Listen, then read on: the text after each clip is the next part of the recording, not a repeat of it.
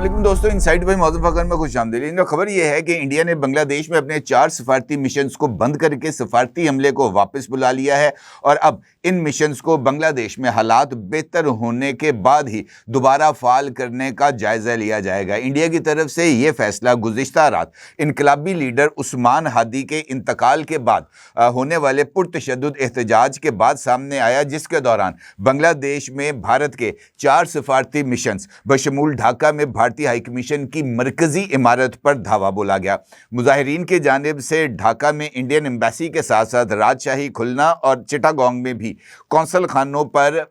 وہ پتھراؤ کیا گیا، اور وہاں پر ایک ایسی صورتحال ڈیولپ ہو گئی جو اس بات کی طرف اشارہ کر رہی تھی کہ بنگلہ دیش کے عوام بنگلہ دیش میں بھارتی مداخلت سے نہ صرف سخت نالاں ہیں، بلکہ وہ عثمان ہادی کی موت کو بھی انڈین ایجنٹس کا شاخسانہ قرار دے رہے ہیں۔ بنگلہ دیشی نوجوانوں کو یقین ہے کہ عثمان ہادی کے قتل میں بھارتی خفیہ ایجنسی را ملوث ہے، اور را کے ایجنٹس نے عثمان ہادی کو 12 دسمبر کو اس وقت فائرنگ کر کے شدید زخمی کر دیا جب وہ مقامی مسجد میں نماز ادا کرنے کے بعد ایک مسافر رکشے میں، جو کہ وہ جس طرح لاہور کے اندر نہیں چلتے چنگچی رکشے، ویسے وہ اس رکشے میں بیٹھے ہوئے تھے، ان پر فائر کیے گئے، جس میں سے ایک گولی ان کے دماغ کے اندر لگی، یعنی سر سے داخل ہوئی اور دوسری جانب سے باہر نکل گئی، اور دوسری گولی ان کے سینے پر لگی، جس سے وہ شدید زخمی ہو گئے۔ انہیں فوری طور پر ڈھاکہ کے مرکزی ہاسپٹل میں منتقل کیا گیا، جہاں پر ان کی حالت کافی حد تک نازک بتائی جا رہی تھی۔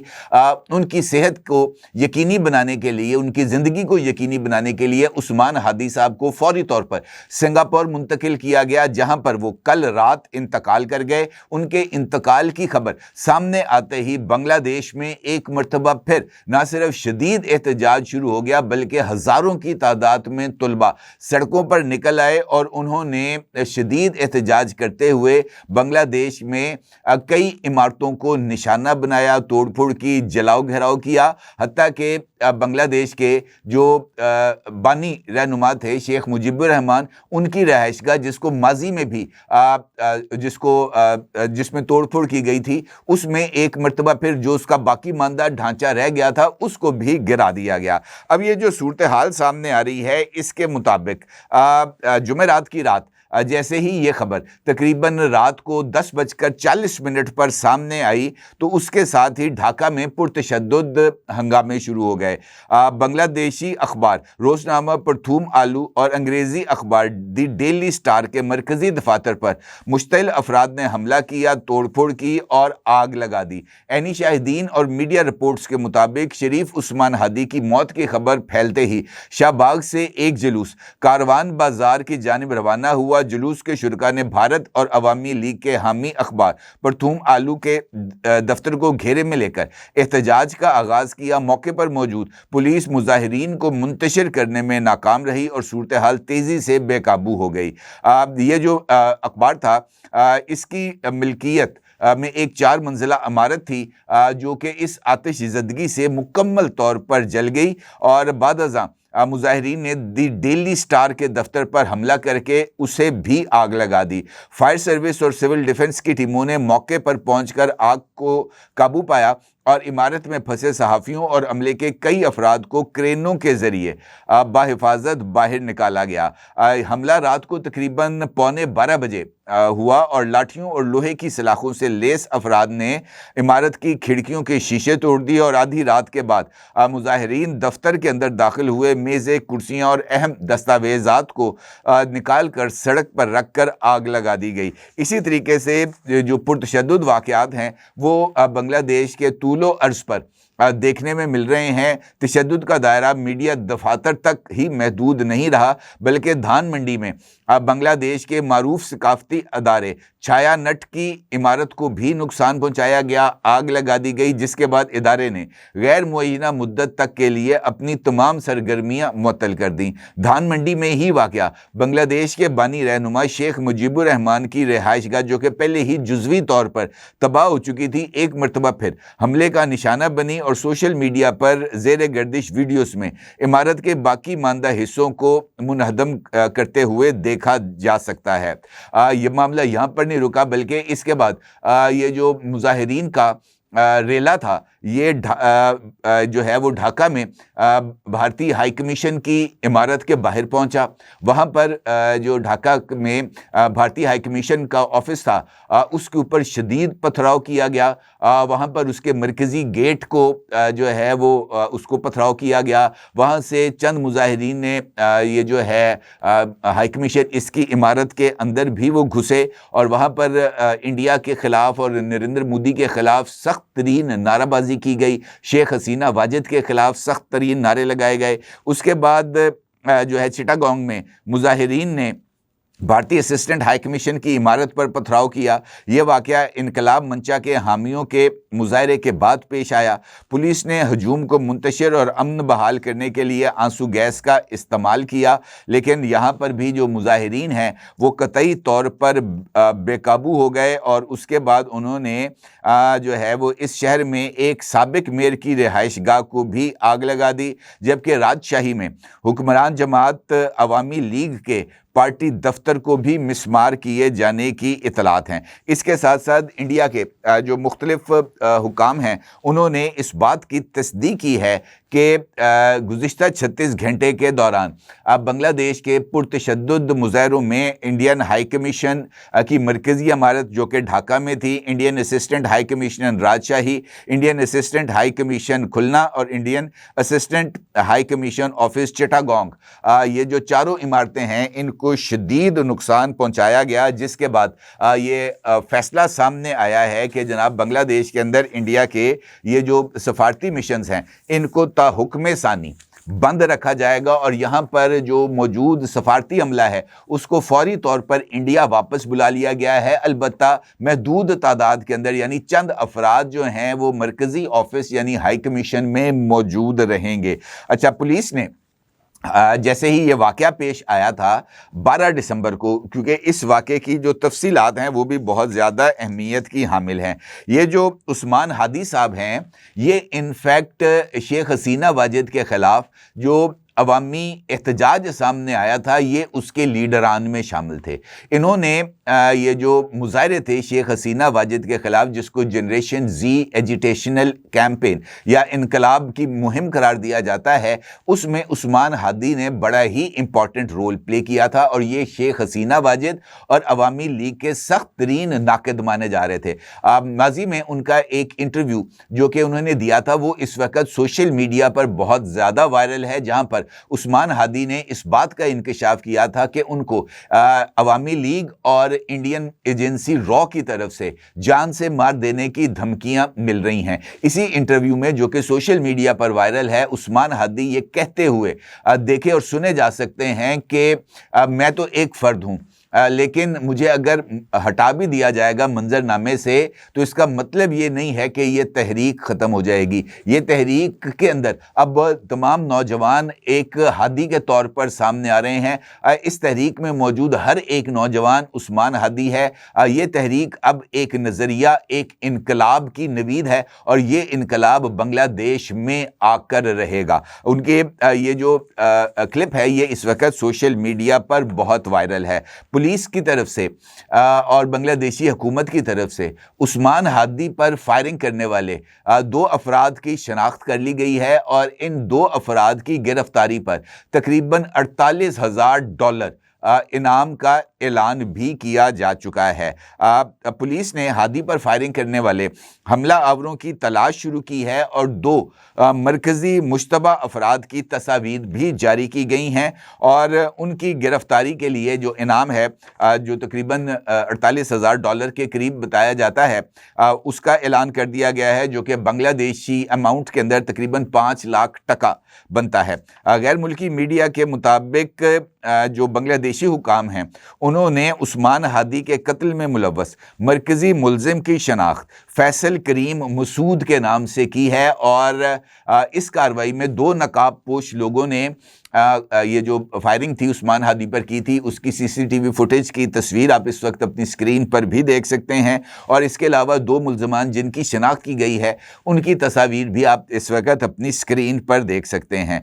مرکزی ملزم کی شناخت فیصل کریم مسعود کے نام سے ہوئی ہے، جبکہ اس کے ساتھی جو کہ موٹر سائیکل چلا رہا تھا उस शख्स की शनाख्त आलमगीर शेख के तौर पर की गई है। तफ्तीशी हुकाम का कहना है कि ये दोनों अफराद इंडियन सरहद से गैर कानूनी तौर पर बांग्लादेश में दाखिल हुए थे और वारदात के बाद वापस भारत फरार हो चुके हैं। बांग्लादेशी हुकाम की तरफ से इन दोनों अफराद की हवालगी के लिए इंडियन हुकाम से राब्ता भी किया गया है और इंडियन हुकाम ने बांग्लादेशी हुकाम की इस दरख्वास्त पर कि इन दोनों अफराद को तलाश करके बांग्लादेश के हवाले किया जाए, इसका ना तो उनकी तरफ से कोई जवाब दिया गया और ना ही इन दोनों अफराद की इंडियन मौजूदगी में उन्होंने तस्दीक की है कि जनाब ये दोनों लोग यहाँ पर मौजूद हैं। अलबत्ता बांग्लादेशी हुकाम के मुताबिक ये जो दोनों अफराद थे इनके साथ यानी इस जो हमला है उसमें जो सहूलतकारी है उसके इल्ज़ाम ने कम से कम 20 अफराद को गिरफ्तार किया जा चुका है। 2 अफराद ने ये जो दोनों हमलावर हैं इनकी शनाख्त भी की है और इनके साथ जो इनका साथ देने के हवाले से इस बात को तस्लीम भी किया है कि जनाब यही वो 2 लोग हैं जिन्होंने उस्मान हादी को निशाना बनाया था। अगर आप गौर करें तो इस वाक़े के बाद से बांग्लादेश और इंडिया के दरमियान जो ताल्लुकात हैं वो मुसलसल कशीदगी का शिकार हैं। हालिया दिनों में एक बांग्लादेशी लीडर की तरफ से ये जो इंडिया की 7 सिस्टर स्टेट्स हैं इनको अलग करने की धमकी भी सामने आई थी और उसके बाद इंडियन हाई कमीशन तक जो कि ढाका में है उस तक एक मार्च भी किया गया था। लेकिन जो सूरत हाल है वो दिन ब दिन ना सिर्फ ख़राब होती हुई नज़र आ रही है बल्कि इंडिया ने अब बाज़ाब्ता तौर पर ये जो मामलात हैं ख़ास तौर पर सरहदी कशीदगी के उसके पेश नज़र चंद नए इक़दामात भी लिए हैं। इंडिया की तरफ से ख़ास तौर पर चिकन नेक जिसको अलग करने की धमकी बांग्लादेशी लीडर्स की तरफ से सामने आई है, उसके बाद बांग्लादेश के साथ जो इंडियन बॉर्डर है उसको फेंस कर दिया गया है और ख़ुद इंडियन वज़ारत दाखिला ने इस बात की तस्दीक की है कि हालिया दिनों के अंदर अब भारत का जो बांग्लादेश के साथ बॉर्डर लगता है उसको 70% तक फेंस कर दिया गया है, जबकि बाकी मानदा जो बॉर्डर एरिया है उस पर भी बाड़ लगाने का जो काम है वो जारी है। इसके साथ साथ बांग्लादेश और ख़ास तौर पर चिकन नेक को महफूज बनाने के लिए चंद नई मिलिट्री बेसिस कायम की जा रही हैं और कुछ को ऑपरेशनल कर दिया गया है। 3 नई जो मिलिट्री बेसिस थी उनको मुकम्मल तौर पर ऑपरेशनल कर दिया गया है, जिसमें आसाम की धुबरी ज़िला में बमूनी, किशनगंज बहार में और चोपड़ा मगरबी बंगाल के शुमाली दीनाजपुर में वाक़या है। इसको मुकम्मल तौर पर ऑपरेशनल कर दिया गया है, जबकि एक और बेस की जो तैयारी है मिज़ोरम में